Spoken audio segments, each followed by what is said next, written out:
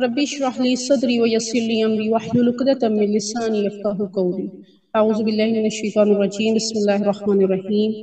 अस्सलामु अलैकुम व रहमतुल्लाहि व बरकातुहू। अल्लाह ताला आप सबको सेहत और ईमान की बेहतरीन हालत में रखे, आमीन। और अल्लाह ताला आप सबसे खूब राज़ी हो, आमीन। लुलुल मकनून सीरत इंसाइक्लोपीडिया, इस बुक को हमने मुंतखब किया है। इसकी टोटल 11 जिल्दें हैं और इस बुक को मुंतखब करने का मकसद ये है कि एक तो इसमें बहुत डेप्थ में और बहुत आसान अल्फाज के साथ सीरा को बयान किया गया है। तो इंशाल्लाह आप सब भी सुनेंगे और आप सबको भी इंशाल्लाह बहुत कुछ सीखने का, समझने का मौका मिलेगा, बल्कि हम सबको एक दूसरे से भी सीखने का मौका मिलेगा इंशाल्लाह। अब जो ये किताब है एक्चुअली ये टोटल इंसाइक्लोपीडिया सीरा, थोड़ा सा इस किताब के बारे में बात करते हैं। बहुत वाज़ेह अल्फाज में और बहुत जामे अल्फाज में और आसान अल्फाज में इसको समझने, मतलब कोई रीड भी करे तो इसको समझ में आ जाएगी। तो बराए मेहरबानी अगर आप इस क्लास को ज्वाइन कर रहे हैं तो इसको रीड भी करने का जो है माफ कीजिएगा। अगर आपके पास पीडीएफ नहीं होंगे तो हम प्रोवाइड कर देंगे। अच्छा जी, तुलूए आफ़ताब नबुव्वत, जिस तरह से इन अल्फाज से हमें समझ में आ रहा है कि सूरज का तुलू होना या रोशनी का आना, तो आप सल्लल्लाहु अलैहि वसल्लम की वैसे या सल्लल्लाहु अलैहि वसल्लम का किसी एक वक्त में नाफिज होना, इसमें जो है वो बहुत ज्यादा वाज़ेह तौर पर बताया गया कि किसी वक्त में क्या था, इस वक्त में ऐसा कि आप सल्लल्लाहु अलैहि वसल्लम को उस वक्त के मक्का में भेजा गया। जिस तरह हम सबको हिस्ट्री ऑफ मक्का पता है, और अगर नहीं पता है तो थोड़ा सा मैं बताती चलती हूँ। ये मक्का जो है वो बाकायदा आबाद कराया गया है हजरत इब्राहिम अलैहिस्सलाम के बेटे हजरत इस्माइल और उनकी वाइफ बीबी हाजरा के। तो इस चीज को अगर हम दिमाग में रखें कि वहां पे कुछ भी नहीं था, एक सहरा था और दूर दूर कबाइल जो है वो थे, पानी की किल्लत थी, तो वहां पे एक ऐसी जगह पे सिर्फ दो अशखास को भेजते, एक बच्चा नौमौलूद और एक औरत, उसको भेज के जो है वो मक्का को बाकायदा जो है वो एक स्टेट की फॉर्म दी जा रही है, उसको रिफॉर्म किया जा रहा है। और फिर इसकी कई नस्लें गुजरने के बाद हजरत इस्माइल की नस्ल में हजरत मोहम्मद सल्लल्लाहु अलैहि वसल्लम का, जैसा कि हजरत इब्राहिम अलैहिस्सलाम ने दुआ की थी। तो ये सब चीजें अल्लाह रब्बुल इज्जत ने बाकायदा डिजाइन की, प्लान की, और एक मुकर्ररा वक्त में आप सल्लल्लाहु अलैहि वसल्लम को मक्का में भेजा गया। तो उस चीज से आप अंदाजा लगा सकते हैं कि वहाँ दो मेन चीजें हैं। ये एक तो जब डेवलपमेंट हो रही थी मक्का की, जब भी इस्लाम अपने अरूज पे था, ईमान अपने अरूज पे था, क्योंकि वो वक्त जो हजरत इब्राहिम अलैहिस्सलाम का था, और उस टाइम पे जो बीबी हाजरा थी या हजरत इस्माइल अलैहिस्सलाम की तरबिया का मामला था, उस टाइम पे जो है वो बिल्कुल एक अल्लाह की वहदनियत पे जो है वो काम हो रहा था कि मक्का की तामीर हुई, तब भी सब रब्बुल इज्जत को जानते थे। लेकिन जब आप सल्लल्लाहु अलैहि वसल्लम का ज़हूर हुआ या वसल्लम की वैसत हुई, तो उस टाइम पे मक्का को हम जहल कहते हैं कि जहालत का वक्त था। तो वो जहल जो है वो ये नहीं था कि वो पढ़े लिखे नहीं थे या उनको तमीज नहीं थी, वो कोई पत्थर के जमाने के लोग थे, नहीं। वो दुनियावी तौर पे बहुत स्टैब्लिश लोग थे, उनकी अखलाकियात में भी बातें थी या उनके मामलात भी ठीक थे, उनका लेन देन भी था, वो अपनी सोसाइटी को लेके चल रहे थे। लेकिन जो जहल था वो ये था कि वो एक रब की इबादत नहीं करते थे, वो अपने रब को भूल चुके थे, वो वहदनियत को भूल चुके थे, वो शिर्क में मुब्तला था। वो वहां पे ऐसा नहीं था कि एक अल्लाह को मानने का कॉन्सेप्ट नहीं था वहां पे यहूद और नसारा मौजूद थे जिनके पास पहले से जो है वो किताबें आ चुकी थी, लेकिन वो अपनी किताबों को चेंज कर चुके थे। उन्होंने भी अपने अल्लाह के साथ जो है वो दूसरे इला बना लिए थे, दूसरे हीले वसीले बना लिए थे, यानी कि आपके वहदनियत के कॉन्सेप्ट में जो है वो मिलावट हो गई। तो ऐसे में अल्लाह रब्बुल इज्जत ने अपने सबसे प्यारे और सबसे महबूब नबी को मक्का में माबूस किया, ताकि वो अल्लाह रब्बुल इज्जत की वहदनियत का जो है वो पैगाम फैला सके।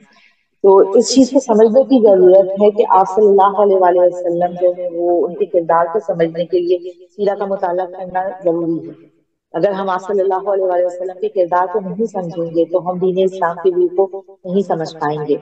आज से पहले, आपसे पहले बहुत से अंबिया इकराम आए, सब जो है किसी मखसूस वक्त के लिए, किसी मखसूस जगह के लिए आए। इन बातों को एथियस्ट जो है या उनका माइंडसेट जिनका बनाया जा रहा है, वो आपसे अक्सर ये सवाल करते हैं कि भाई अल्लाह रब्बुल इज्जत ने ही सारे मज़ाहिर भेजे थे। अगर आप लोग ये बात कहते हैं, ठीक है, वो तो अक्सर अल्लाह को मानते नहीं है, लेकिन अगर वो ये सवाल करते हैं और ये वो आपको उल्टे सीधे सवालों में उलझाते, तो एक सवाल वो ये भी करते हैं कि अगर अल्लाह को भेजना ही था तो एक मुकम्मल दीन जो है वो पहली दफा में क्यों नहीं भेज दिया, या एक ज़ाब्ता हयात जो है वो किसी एक नबी का शुरू से ही एक मुकम्मल क्यों नहीं भेज दिया। तो अगर हम साइंस के थ्रू देखें तो हर चीज का जो है वो स्टेप बाय स्टेप होना हमें नजर आता है। तो हर चीज को, हर बात को, हर शय को जब अल्लाह ताला ने जो है वो स्टेप बाय स्टेप किया है, तो इसी तरह अपने अंबिया इकराम में भी, या फिर लोगों को के माइंड मैप को जो है वो समझाने के लिए या जहन साजी करने के लिए हर चीज अल्लाह रब्बुल इज्जत ने जो है वो स्टेप बाय स्टेप की है। आप सल्लल्लाहु अलैहि वसल्लम को आखिरी नबी क्यों करार दिया गया, या दीन को मुकम्मल क्यों कहा गया? क्योंकि अब सारे लॉज जो हैं वो शरीयत के मुताबिक और बिल्कुल परफेक्टली एक जामे किताब में जो अल्लाह रब्बुल इज्जत ने दे दी है, और उसकी जिम्मेदारी अल्लाह ने खुद फरिश्तों ने आके आप सल्लल्लाहु अलैहि वसल्लम से ये नहीं कहा कि अगर आप कहते हैं तो आपको आसाइश वाली जिंदगी दे देते हैं, बादशाहत वाली जिंदगी दे देते हैं, अल्लाह रब्बुल इज्जत आपको ये भी गिफ्ट दे सकते हैं। लेकिन आप सल्लल्लाहु अलैहि वसल्लम ने एक लोअर साइड पे रहते हुए तबलीग को अपना मिशन बनाया कि नहीं, मैं नॉर्मल रहते हुए बिल्कुल तब तबलीग करूंगा। इस इन सब चीजों के बीच में ना बहुत गहरा कनेक्शन है। इंसान जब किसी बाद में होता है ना कि जी सामने वाले के पास तो सब कुछ था, अगर हम इंसानी फितरत पे देखें कि इसके पास सब चीजें मौजूद थी और इसने जो है वो इस्लाम फैलाया, तो क्या फैलाया हमारे हालात में होते हैं, हमारे जूतों में पैर रख के देखें तो आपको अंदाजा होगा। तो अगर आप सल्लल्लाहु अलैहि वसल्लम की जिंदगी का इंशाल्लाह हम सब मुताला करेंगे जब, तो हम सबको ये अंदाजा होगा कि कौन सी ऐसी तकलीफ है जो रसूलुल्लाह सल्लल्लाहु अलैहि वसल्लम पे एज अ टेस्ट नहीं आई और आप साबित कदम रहे। वो चीजें जो इंसान की साइकोलॉजी पे इफेक्ट करती हैं, आप सल्लल्लाहु अलैहि वसल्लम की जिंदगी को पढ़ने से, वो आपको जिंदगी में आगे बढ़ने में बहुत मदद देती हैं। जिन लोगों ने सीधा थोड़ा बहुत भी मुताला किया वो इस बात से बखूबी अंदाजा लगा सकते हैं कि जैसे जैसे आप चैप्टर बाय चैप्टर पढ़ते जाते हैं, आप एक एक बाब अपने नबी की जिंदगी का पढ़ते जाते हैं, तो वो कुछ चीजें आपको इर्द गिर्द अपने भी महसूस होने लगती है। अल्लाह ताला क्या मौजजा कह लीजिए, जैसे कुरान एक मौजजा है, वैसे ही मौजजा मुझे तो बहुत महसूस हुआ है जब मैंने सीरा पढ़ी, कि जब आप सीरा का एक एक बाब पढ़ते हैं तो आपकी जिंदगी में उससे रिलेटेड बहुत सी चीजें हो सकती हैं या होना शुरू हो जाती हैं, जो आपने सबक लिया हो या आप सबक हासिल कर रहे हो उसको इम्प्लीमेंट करने के लिए, यानी कि आपका यहाँ पे मैं टेस्ट एक साथ साथ शुरू हो जाता है। यहाँ पे मैं एक चीज ऐड करती चलूं कि जिस तरह स्नोबर ने माशाल्लाह से हमें बताया, तो एक्चुअली बात ये होती है कि इंसान की जिंदगी में ट्रायल्स आजमाइशें पहले भी होती हैं, इस्लाम से पहले भी या दीन को समझने से पहले भी, और बाद में भी रहती हैं। सिर्फ हमारी सोच, हमारा नजरिया बदलता है। जब इंसान की सोच बदलती है तो उसका अमल बदलता है। और यहाँ पे जब प्रॉफेट सल्लल्लाहु अलैहि वसल्लम के दौर की बात करते हैं, या जब अभी वो इस दुनिया में तशरीफ लाए, उस वक्त बुराई अपने पीक पे थी। था क्या, इनकी अपने भी एट्रीब्यूट्स थे अरबों के, जैसे स्नोबर ने हमें बताया, बिल्कुल एग्जैक्ट ऐसा ही था। लेकिन बात ये थी कि बुराई को बुराई समझा नहीं था जाता, गलत चीज को देख के रोका नहीं था जाता, हक बयान नहीं था किया जाता। हक बिल्कुल खत्म हो चुका था, नापैद हो चुका था। उस दौर के अंदर प्रॉफेट सल्लल्लाहु अलैहि वसल्लम का आना, उसी बुराई के दौर के अंदर प्रॉफेट सल्लल्लाहु अलैहि वसल्लम का परवरिश पाना एक बहुत बड़ा मोजज़ा था। इससे ये भी सोच मिलती है कि हालात किसी भी किस्म के हों, चाहे कितने ही इंसान के मुखालिफ हों, हक फैलता है अगर कोई हक पे कायम है तो ये बात बड़े गौर करने की है। और एक और भी चीज है कि हम लोग ना बड़े बेसब्रे हो जाते हैं। हम कहते हैं कि आजमाइश आई है तो अब हम करें क्या, अब हम इस चीज को कैसे लेके चलें, मैं तो अल्लाह के रास्ते पे थी। तो इसके लिए सादा और सिंपल जवाब है, जब प्रॉफिट सल्लल्लाहु अलैहि वसल्लम की जिंदगी मुसलसल स्ट्रगल से भरी पड़ी है, तो फिर क्या मैं और आप नाउज बिल्ला कोई कोई और हस्ती हैं? उनसे ज्यादा परफेक्ट बंदा दुनिया में नहीं आया। तमाम पैगंबरों को देखने एक से एक बढ़ के आजमाइश, और उनका सब्र, उनकी शुक्रगुजारी, उनकी हिम्मत इस कदर को आला है कि उनकी मिसालें नहीं मिलती। और प्रॉफिट सल्लल्लाहु अलैहि वसल्लम तमाम अंबिया में सबसे परफेक्ट, सबसे आला शख्सियत के मालिक हैं।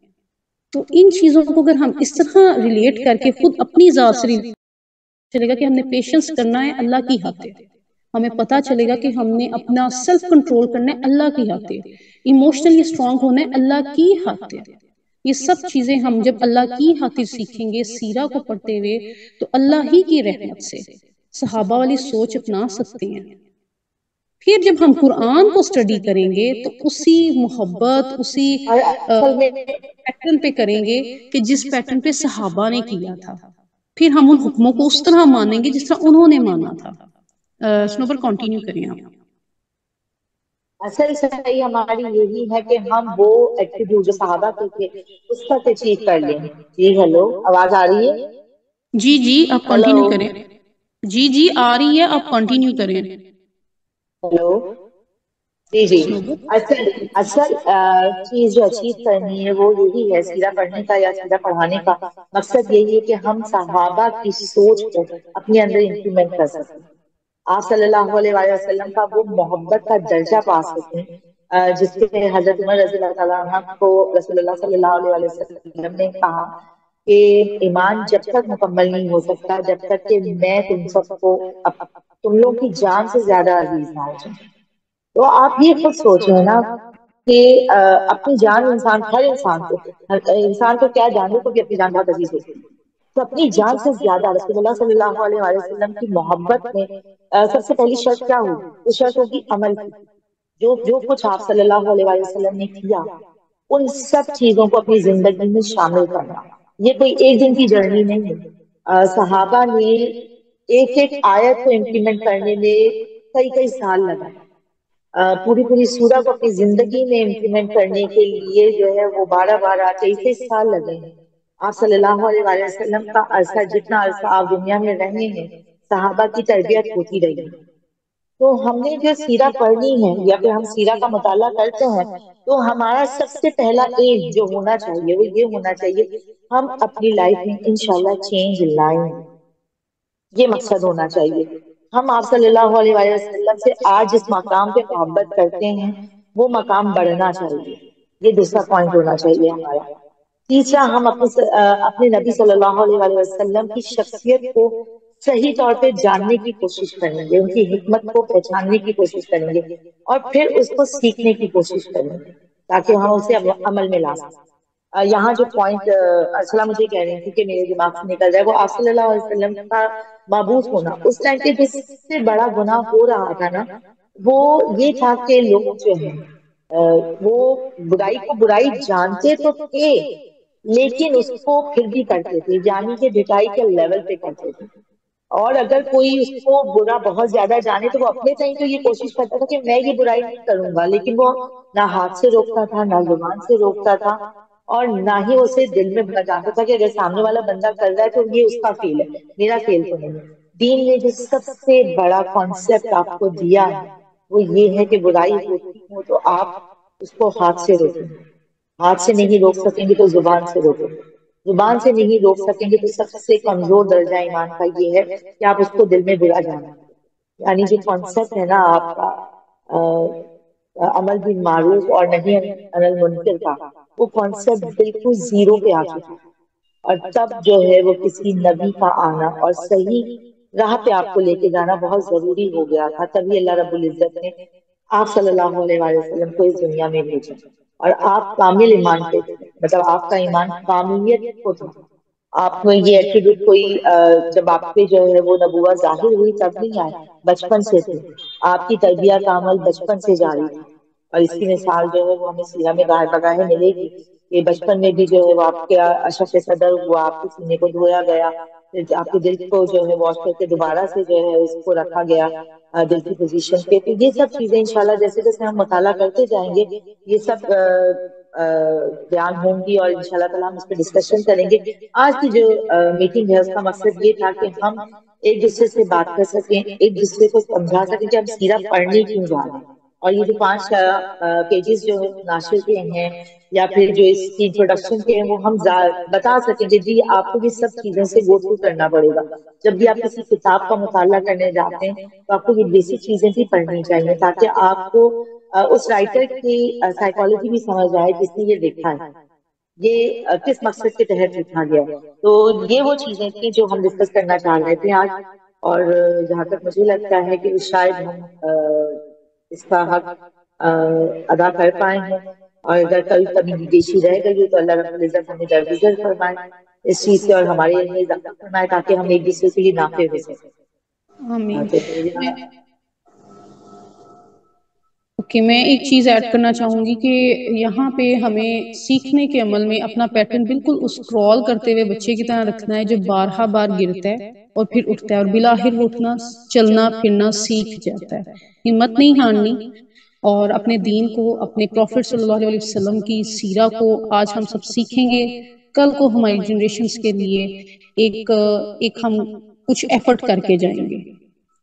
ٹھیک ہے، جو غلط ہوا ہمیں سمجھ آ گئی، اب ہم نے اس کو ٹھیک کرنا ہے. تو یہ اسی سلسلے کی کوشش ہے. اللہ تعالیٰ ہم سب کو معاف فرمائے ہماری غلطیوں اور کوتاہیوں پہ. اور ساتھ ہی ساتھ یہاں پہ ایک اور چیز کہنا چاہوں گی کہ کائنڈلی اپنی غلطیوں کو خود سے درگزر کر کے اللہ کی رحمت پہ بھروسہ کرتے ہوئے آگے بڑھنا بھی سیکھیں. اور باقی اللہ تعالیٰ ہم سب کو اس خیر کے راستے پہ استقامت دے اور ہمیں ایک دوسرے سے فہم حاصل کرنے کی توفیق دے. آمین. سبحانک اللہم و بحمدک، نشہد ان لا الہ الا انت، استغفرک و اتوب الیک. السلام علیکم ورحمۃ اللہ.